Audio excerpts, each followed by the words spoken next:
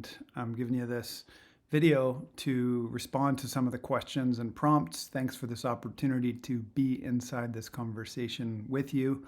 Uh, I've chosen a few questions as leaping points to just really share who I am and some of how I roll.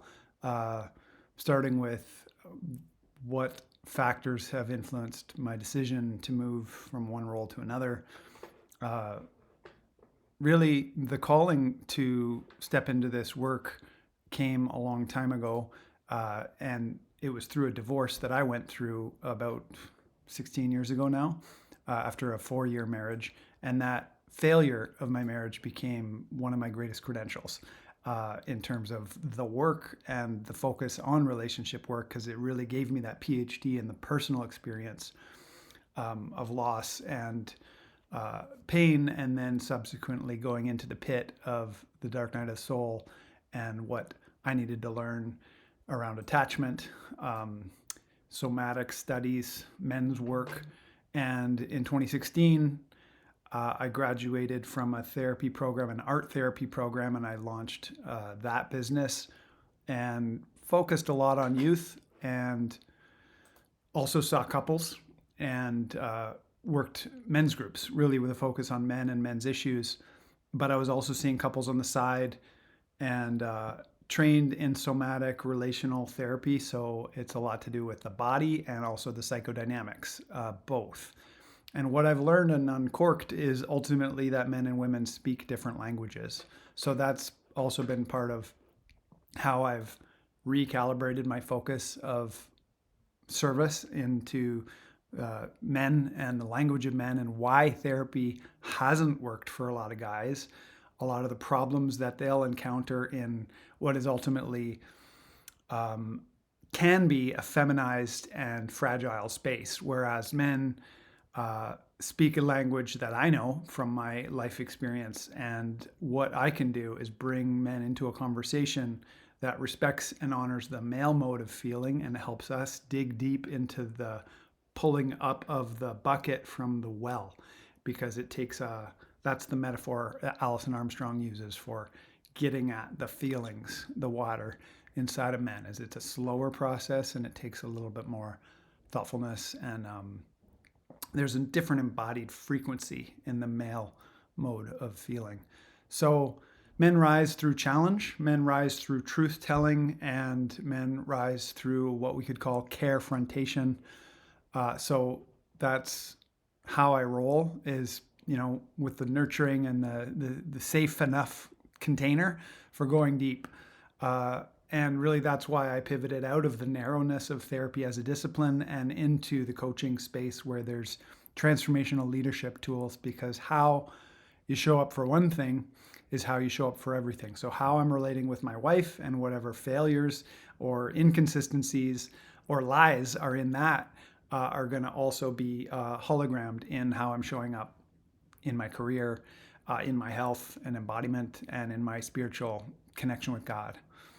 So I took the best tools with me from therapy and into transformational therapeutic coaching, let's call it. And that partly is the knowledge of psychodynamics and embodied trauma resolution, and really, really working with what's alive in the body. And ultimately arriving at marriage as an intersection where I love to work and serve whole families for the greatest fulfillment and impact, and working with couples. The next question I'll address is about trust building and how to do it.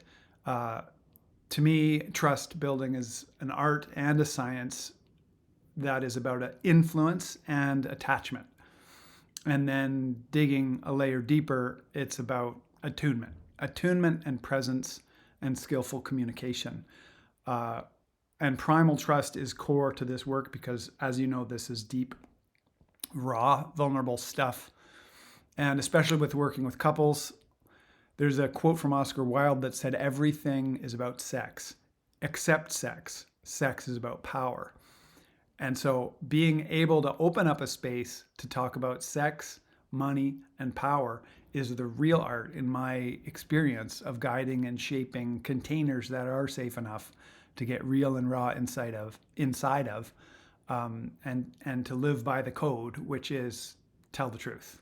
Stop lying and just tell the truth, and dig deeper into that felt sense of truth without losing sight of the facts. There's a couple frameworks from my Wake Up Warrior movement training. Real, raw, relevant results is the formula. And inside of that, there's facts, there's feelings, and then there's focus, and then there's fruit. So we're always focused on the result and the outcome.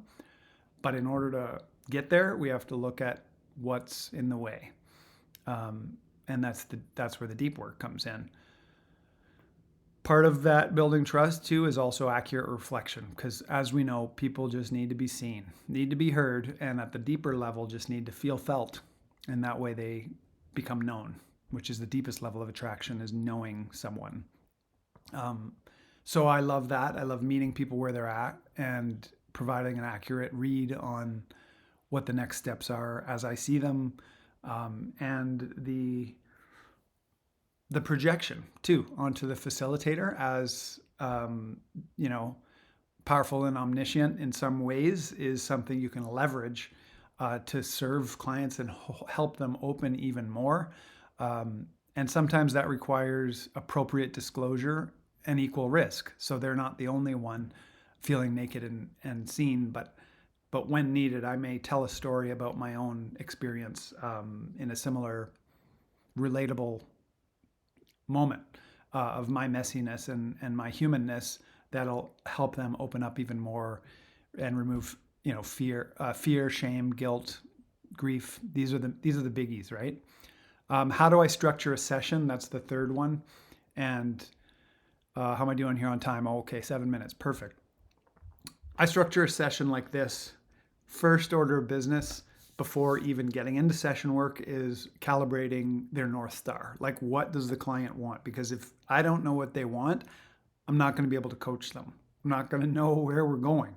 So navigation is a big part of it, and then we can keep our hand on the rudder throughout the journey.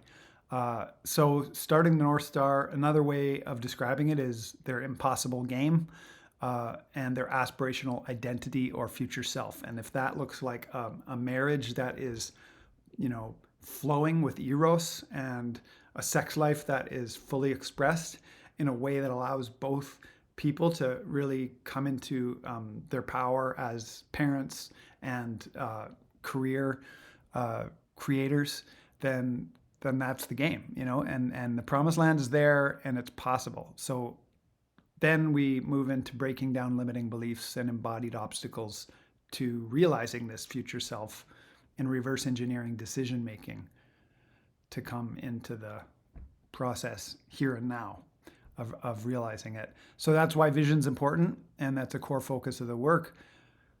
In terms of then session work, I start with the wins and always build resilience, build resource, and build momentum around the wins that the client is noticing. What are the shifts? What are the pivots that they're seeing as the work unfolds? Because the real transformation in a therapeutic intervention is what happens between sessions, right? So we really want to illuminate that and pay into that with our attention.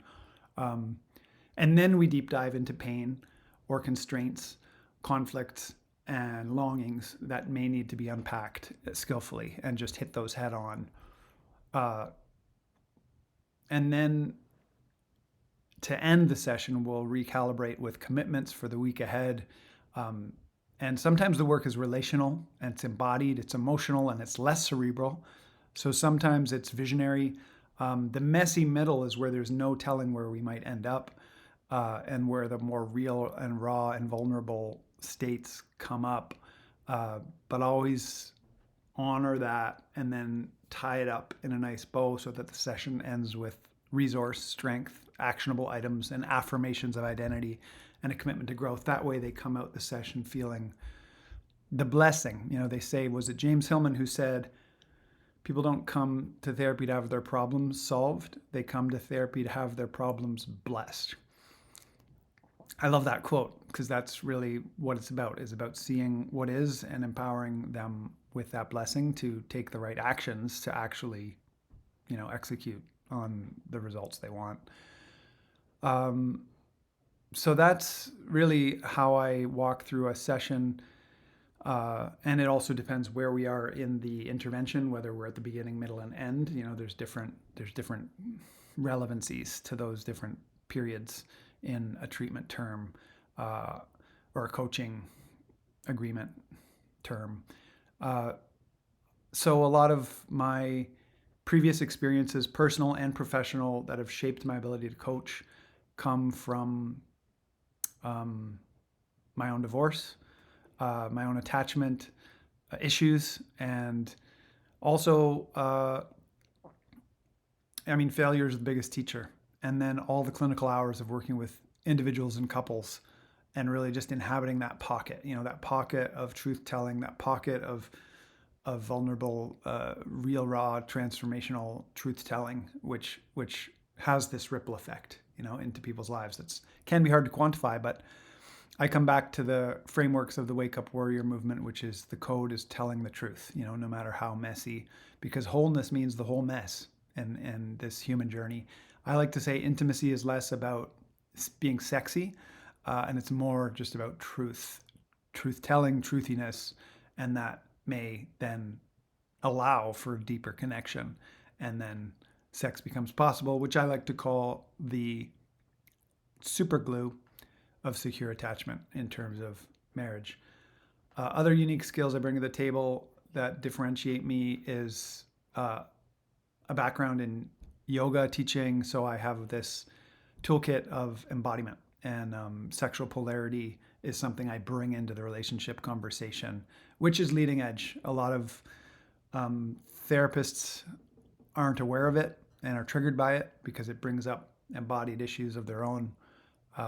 But what I see is that from a somatic experiencing perspective, what it actually deals with is instinct injury. And instinct injury is going to express itself differently in men than it does women, which is also why it's important to have, different toolkits and understandings for men, for women, and then for couples. There's a couple levels to the game.